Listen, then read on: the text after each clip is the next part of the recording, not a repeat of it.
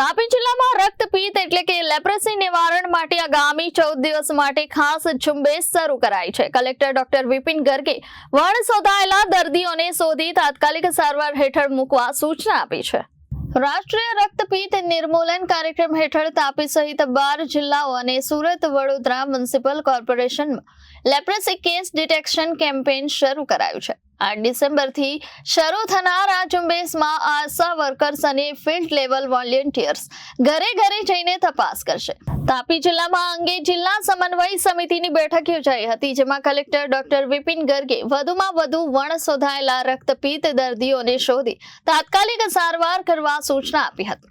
આ ઝુંબેશ માટે સુરત જિલ્લામાં 1522 ટીમો, સુરત એસએમસી વિસ્તારમાં 465 ટીમો, તાપી જિલ્લામાં 800 ટીમો 2 વર્ષથી વધુ ઉંમરના દરેક વ્યક્તિના ઘરે ઘરે તપાસ કરશે, લોકોને રક્તપિત્ત વિશે સમજણ આપશે અને શંકાસ્પદ દર્દીઓને નિદાન અને સારવાર આપવામાં આવશે।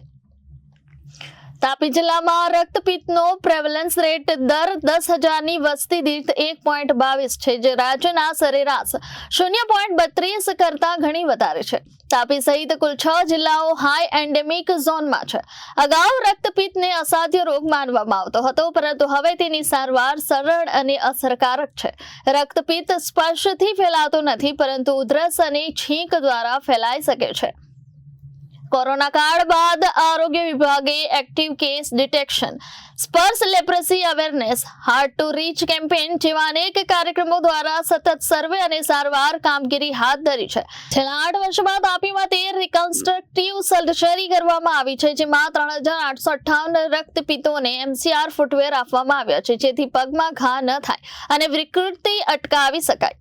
રક્તપિત્ત એ માઇક્રોબેક્ટેરિયમ લેપ્રેસી નામના જીવાણુથી થતો ચામડી અને નર્વસ સિસ્ટમને અસર કરતો સંક્રમક રોગ છે। સમયસર સારવાર ન કરાય તો બીજાને ફેલાઈ શકે છે, પણ વહેલા નિદાનથી સંપૂર્ણ સાજા થઈ શકાય છે, જેના લક્ષણોમાં શરીરે આછા ઝાંખા કે રતાશ પડતા સંવેદના વિનાના ચાઠા, ઝાડા થતા જ્ઞાનતંતુઓ અને એમાં દુખાવોનો સમાવેશ થાય છે। Bureau report Janadesh news Tapi.